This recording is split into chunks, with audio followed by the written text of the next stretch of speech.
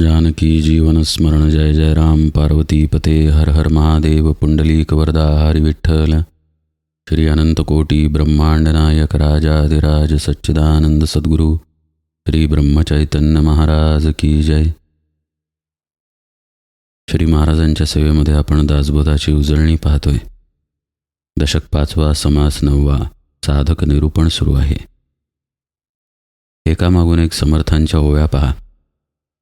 ज्ञाने विवेक माजला तेणे निश्चयो बळावला अवगुणाचा संहार केला वैराग्य बळी. हा विषय आपण काल पाहिला.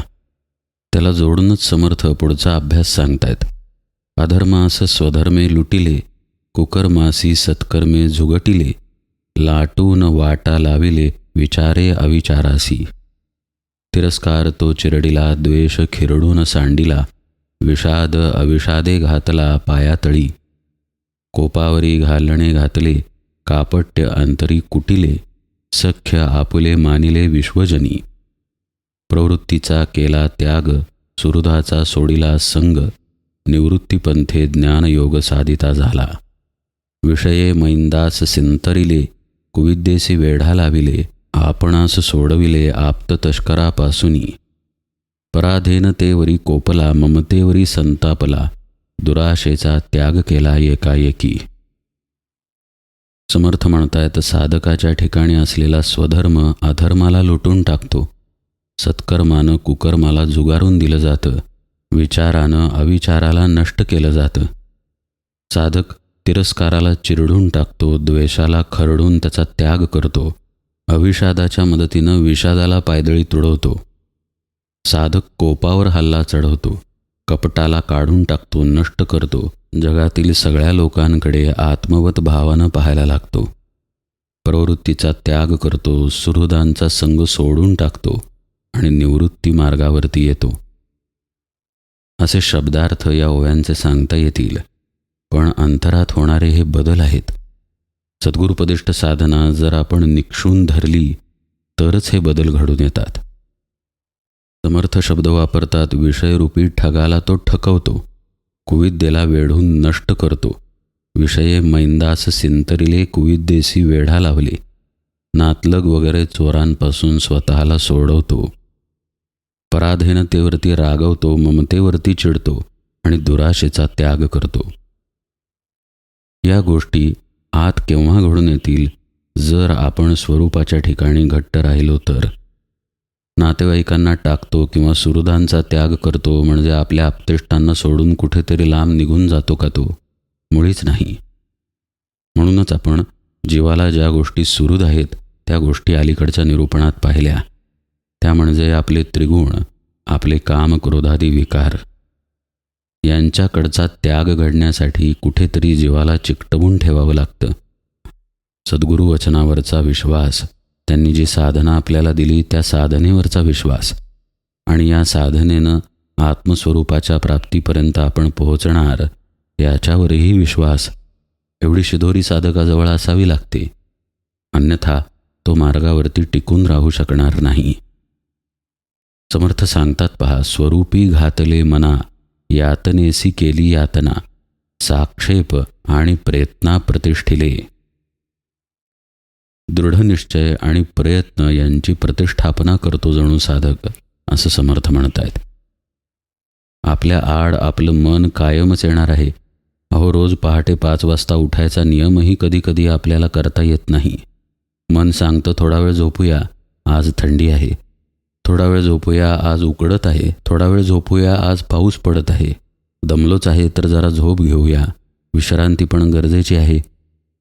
हे सततचं आहे, हे रोजचं आहे आणि कायमचं आहे. पहाटेच्याच वेळी मन जागा आहे असं थोडीच आहे. ध्यानाला बसल्यानंतर पुन्हा मन आहे. कामाला गेल्यानंतर पुन्हा मन आहे. आणि मन इतकं चंचल आहे की कुठला विचार कधी येईल काही नेम नाही. मग अशा वेळी किती सतर्कता असली पाहिजे कल्पना करा. म्हणजे साधनेच्या प्रयत्नांना आणि निश्चयाला प्रतिष्ठितच केलं पाहिजे. त्याशिवाय आपलं मन स्वरूपाच्या ठिकाणी लावता येणार नाही. आपण पूर्वी एक विषय पाहिलाय पहा. या मनाचे एक निकेजे देखिलिया गोडीची आठाया सोके असं माऊली म्हणतात.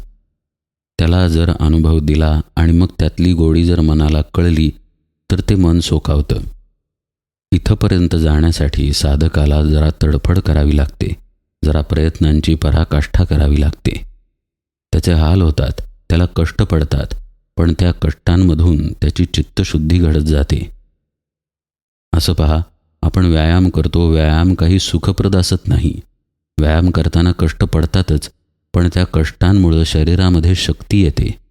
शक्ती आल्यानंतर त्या शक्तीचं समाधान मिळतं, आरोग्याचं समाधान मिळतं.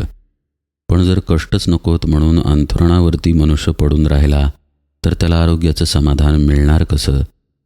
म्हणजे कष्ट ही गोष्ट केंद्रस्थानी आणावी लागेल.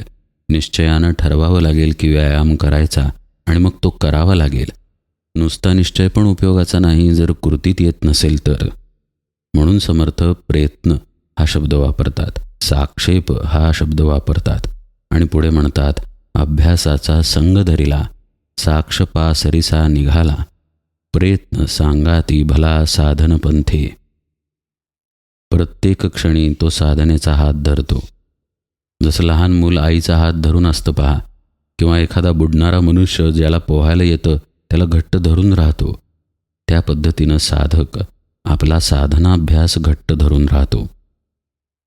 ही पकड आतून करायची आहे, आपल्या मनानं करायची आहे, चित्तानं करायची आहे, बुद्धीनं करायची आहे. ज्या गोष्टींचा संग आपल्याला टाकायचा आहे त्याच गोष्टी वापरून साधनेची पकड मजबूत करायची आहे. त्यामुळे हा विषय सूक्ष्मतेनं समजून घ्यावा लागेल. आपलं मन, चित्त, बुद्धी या गोष्टी निरुपयोगी नाहीत. अडचण इतकीच आहे की जे अशाश्वत आहे त्यामध्ये या गोष्टी गुंतलेल्या आहेत. मग आता शाश्वततेकडे त्यांना लावण्यासाठी त्या पद्धतीचं मनन करणं गरजेचं आहे. मनन मिळण्यासाठी सद्गुरुमुखातून उपदेश ऐकणं गरजेचं आहे.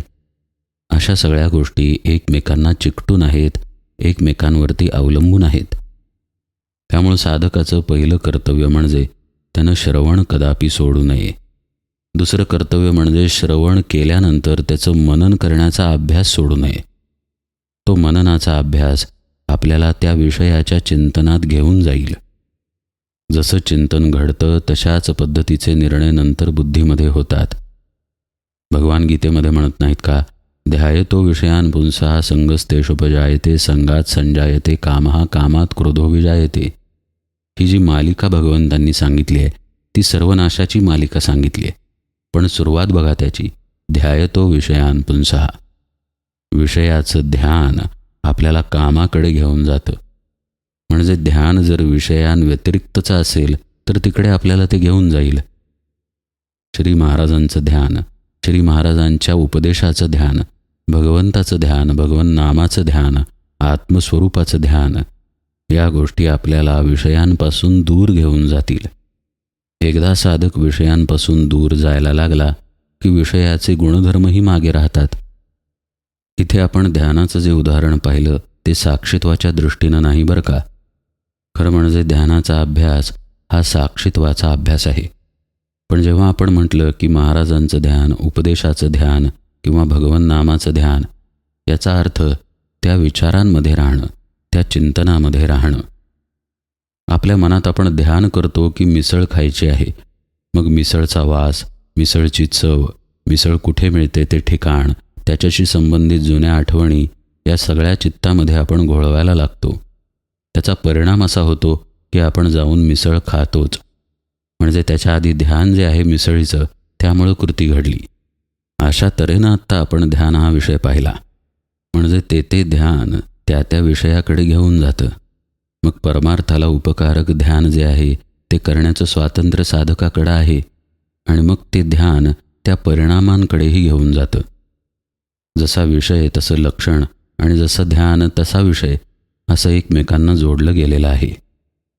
असं पहा, गुलाबांच्या फुलांचा ताटवा आहे. त्या ताटव्याजवळ आपण गेलो तर गुलाबाचा वास येणार आहे. पाठ फिरवली आणि आपण दूर जायला लागलो तर वासही निघून जाणार आहे. त्याच प्रकारे ज्या ज्या गोष्टी साधक दूर टाकतो असा उल्लेख समर्थांनी केला. उदाहरणार्थ अधर्म, कुकर्म किंवा अविचार, तिरस्कार, द्वेष, कोप, कपट, प्रवृत्ती, कुविद्या, पराधीनता, ममता, हे सगळं दूर तेव्हाच जाईल जेव्हा त्या संबंधीच्या विषयांपासून साधक दूर जाईल. दृश्याशी संबंधित या सगळ्या गोष्टी आहेत पहा.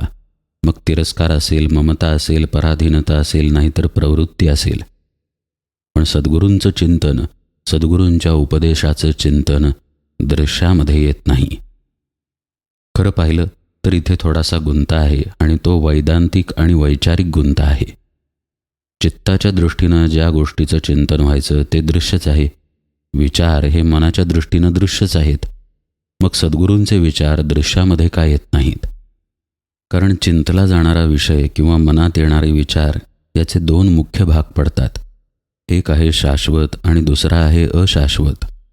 आपण खाण्याच्या पदार्थांचा विचार, नातेवाईकांचा विचार, प्रेमाच्या व्यक्तीचा विचार, आवडत्या वस्तूचा, ठिकाणाचा विचार जर घेतला तर या कोणत्याही विषयामध्ये शाश्वतता नाही. हे सगळे बदलणारे विषय आहेत. पण सद्गुरूंचा विचार, सद्गुरूंचं आत्मज्ञानाविषयीचं चिंतन आणि आत्मज्ञानाविषयीचा त्यांचा उपदेश हे विषय बदलणारे नाहीत. म्हणजे मनाला विचार द्यायचा, चित्ताला चिंतनही द्यायचं, पण ते अशा गोष्टीचं द्यायचं की ज्यामध्ये बदल होत नाही. म्हणून सद्गुरूपदिष्ट साधना, सद्गुरूंचा उपदेश, त्यांच्याबद्दलचे विचार आणि चिंतन महत्त्वाचं आहे. म्हणूनच तुकाराम महाराज म्हणतात की डोळ्यांनो पाहायचं असेल तर पांडुरंगाला पहा, कारण पांडुरंग बदलणार नाही. इथे तर्क असा काढू नका बरं का की मूर्ती आहे ती बदलेल कालांतरानं, असा इथे विषय नाही. पण जो परमात्मस्वरूप पांडुरंग आहे त्यामध्ये बदल घडत नाही. त्या भावानं मूर्तीकडं पाहिलं तर तिथे शाश्वतता आहे. अशा दृष्टीनं ज्या अशाश्वत गोष्टींचा अनुभव ज्या इंद्रियांमधून येतो त्या इंद्रियांचा वापर साधकाला करावा लागतो. शरीरामधून अशाश्वत गोष्टींचाच अनुभव येतो, पण शरीर साधनेसाठी वापरावं लागतं. मन, चित्त, बुद्धी या सगळ्याचा त्याग घडला पाहिजे, लय झाला पाहिजे, पण त्यांचाच वापर करून साधनेमध्ये निश्चयाला धरावं लागतं. अशा प्रकारे साधक त्या गोष्टींचा वापर करून जर साधनेला दृढ धरत असेल तर तो या साधक लक्षणात बसेल. अशा साधकाचं वर्णन करताना समर्थ म्हणतात, सावध दक्ष तो साधक, पाहे नित्यानित्य विवेक, संग त्यागुनी एक सत्संग धरी. या ओळीतच संपूर्ण प्रवासाला पहा साधकाचा. सावधानता त्याच्या अंगात आहे, दक्षता त्याच्या अंगात आहे आणि नित्यानित्य विवेक त्यानं जपून ठेवलेला आहे. प्रयत्नपूर्वक प्रत्येक क्षणाला त्या विवेकाकडे त्याची दृष्टी जाते. चिंतनामध्ये तो रमतो आणि कसलं चिंतन आत्ताच आपण पाहिलं. त्यामुळे त्याचा पाय घसरत नाही. अशा मार्गानं तो स्वतःचा संग टाकून देतो, म्हणजेच त्याच्या मीपणाचा, देहबुद्धीचा, अभिमानाचा संग टाकून देतो. आणि मग समर्थ म्हणतायत, संग त्यागुनी एक सत्संग धरी. आता हे सत्संग धरणं म्हणजे काय? आज श्री महाराजांच्या प्रवचनात काय आहे याचं जर चिंतन आपण करत असू तर त्यावेळी श्री महाराजांचाच संग धरलेला आहे. त्या चिंतनाला घेऊन जर नाम सुरू असेल किंवा पुस्तक बाजूला ठेवलं, ते चिंतनही बाजूला ठेवलं, एकाग्रतेनं नामस्मरण सुरू असेल तर तेव्हाही श्री महाराजांचा संग आहे. आता यामध्ये आपण आपलं सगळं वापरलं, म्हणजे आपला देह वापरला, आपलं मन वापरलं, आपली बुद्धी वापरली, पण ती कशा करता वापरली? जे शाश्वत आहे त्या उपदेशाच्या चिंतनाकरता वापरली. त्यामुळे इथं साधकाचं नुकसान होत नाही. पण हा विषय सोडून जर अशाश्वत असलेल्या विषयांमध्ये साधक शिरला तर मात्र त्याचा पाय घसरतो आणि मग त्याला परिणामस्वरूप सुखदुःख, मान अपमान, निंदा स्तुती अनेक गोष्टी भोगाव्या लागतात. मग त्यामधूनच कोप म्हणा, तिरस्कार म्हणा, द्वेष, मत्सर या गोष्टी उगम पावतात. म्हणजे साधनेत सावध असणं याचाच अर्थ सत्संगाला घट्ट धरून असणं. आणि सत्संग म्हणजे केवळ देहानं केलेला सद्गुरूंचा संग नव्हे, त्यांच्या उपदेशाचं चिंतन मनन, त्यांच्याच विषयीचे विचार किंवा त्यांनी दिलेल्या साधनेत राहण्याचा अभ्यास, असा एकत्रितपणे सत्संगाचा अर्थ आहे. संग हा शब्द सान्निध्याला दर्शवतो. आपल्या मनात एखादा विकार येतो तेव्हा त्या विकाराचं किंवा विषयाचं सान्निध्य आपल्याला मिळतं. मग आपण म्हणतो की विषयाचा संग झाला आणि हा संग नंतर परिणाम रूपानं शिल्लक राहतो. ओंजळभर चाफ्याची फुलं हातात घेतली आणि ओंजळ रिकामी केली तरी हाताला चाफ्याचा वास येतो, का तर चाफ्याचा संग झाला म्हणून. तसंच जे जे विषय आपण आत घेतो इंद्रियांच्या मधून, म्हणजे डोळे, कान, नाक इत्यादी बाहेरची इंद्रिये असतील, नाहीतर मन, चित्त, बुद्धी इत्यादी आतील इंद्रिये असतील, त्या विषयाचे परिणाम आपल्या आतमध्येच शिल्लक राहतात आणि हे परिणाम साधनेच्या आड येतात. त्यामुळे संग जर विचारपूर्वक केला तर त्या पद्धतीचे परिणाम आतमध्ये राहतात. आता जर नश्वर असलेल्या विषयाचा संग केला, उदाहरणार्थ कुठल्या तरी मित्राबरोबर किंवा मैत्रिणीबरोबर झालेलं भांडण, याचा जर संग केला तर त्याचा परिणाम आत येणार. त्याचा परिणाम त्याच्या विचाराच्या, त्याच्या उद्विग्नतेच्या स्वरूपानं आपल्यापुढे उभा राहणार. पण संग जर शाश्वत गोष्टींचा केला, म्हणजेच सद्गुरूंबद्दलचे विचार, त्यांच्या उपदेशाचं चिंतन किंवा त्यांच्या स्वरूपाचं चिंतन, तर त्याचा परिणाम प्रसन्नतेच्या रूपानं आतमध्ये शिल्लक राहणार, जो साधनेला पूरक ठरणार. अशा प्रकारे सत्संगाला धरून जे टिकणार आहे, त्या गोष्टीला धरून, सत म्हणजे भगवंत, त्या भगवंतालाच धरून जर साधक राहिला तर जे टिकणार नाही त्या गोष्टींचा संग आपोआपच मागे पडतो. म्हणून संग त्यागून एक सत्संग धरी असं साधक करतो. मग त्याचेच प्रयत्न पुढच्याही ओव्यांमध्ये समर्थ सांगतात. बळेची सारीला संसार, विवेके टाकीला जोजार, शुद्धाचारे अनाचार भ्रष्टविला. अनाचारालाच भ्रष्ट केलं, शुद्धाचार धारण करून, आचरणाची पावित्रता सांभाळून. विवेक टिकवला आणि आपल्यापाशी जतन करून ठेवला, त्याचा जोर वाढवला आणि त्या विवेकाच्या जोरानं संसाराला बाजूला केलं. म्हणजे काय, तर दृश्याला बाजूला केलं. जे दृश्य परमार्थाच्या आड येतं त्या दृश्याला बाजूला केलं. आत्तापर्यंतचं निरूपण ऐकल्यावर आपल्या लक्षात येईल की काही दृश्य आपल्याला पूरकही असतं. त्या दृश्याला सुरुवातीला धरावं लागतं आणि नंतर साधनेमध्ये जेव्हा गुरुकृपेनं मनाचाच लय होतो, त्यावेळी मनाबरोबर दृश्याचाही लय होऊन जातो आणि साधक शुद्ध आत्मस्वरूपाच्या ठिकाणी शुद्ध अस्तित्व भावामध्ये शांत चित्तानं राहतो. विसरास विसरला, आळसाचा आळस केला, सावध नाही दुश्चित झाला दुश्चितपणासी, अशी सुंदर शब्दयोजना समर्थ करतात. आळसाचाच आळस केला म्हणतात, विसरालाच विसरलं असं म्हणतात. आपल्याला विसर पडतो ते आपल्या स्वरूपाचा. या विसराला विसरलं म्हणजेच स्वरूपाच्या स्मरणामध्ये साधक राहिला. दुश्चित झाल्यामुळं सावधानता गेली होती तर साधक त्या दुश्चितपणालाच दुश्चित करतो. म्हणजे काय, तर सावधानता प्रयत्नपूर्वक जपून ठेवतो. समर्थ म्हणतात, आता असो हे बोलणे अवगुण सांडी निरूपणे, तो साधक ऐसा येणे प्रमाणे बुझावा.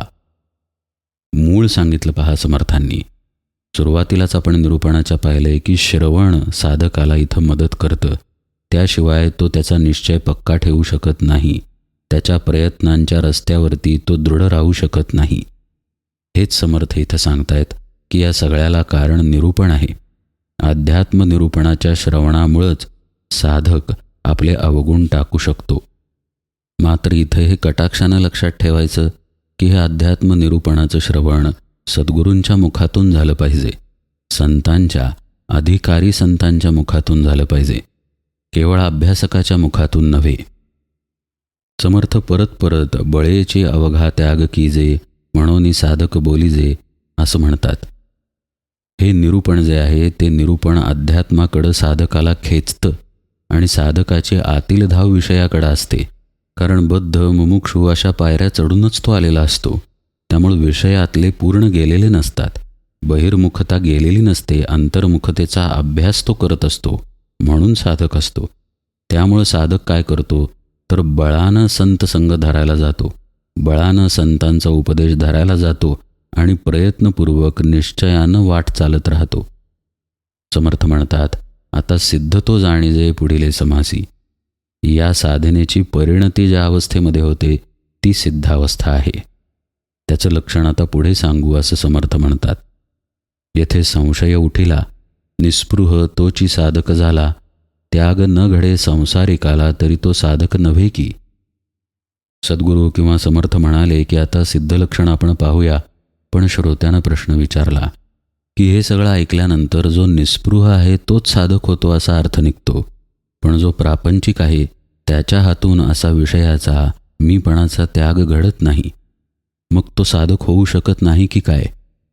त्यावर समर्थ म्हणतात, ऐसे श्रोतयांचे उत्तर याचे कैसे प्रत्युत्तर पुढिले समासी तत्पर होऊन ऐका. ही जी समासाच्या शेवटी शेवटी श्रोत्यानं शंका घेतली त्याचं उत्तरसुद्धा आता पुढच्या समासात येईल असं सांगून समर्थ हा साधक लक्षण समास समाप्त करतात. पुढे आता सिद्ध लक्षण समास आहे आणि या श्रोत्याच्या प्रश्नाचा परामर्श समर्थांनी घेतलाच आहे आणि मग पुढे ते सिद्ध लक्षणही सांगतात. तो सर्व भाग उजळणीमध्ये आपण यथावकाश पाहूया.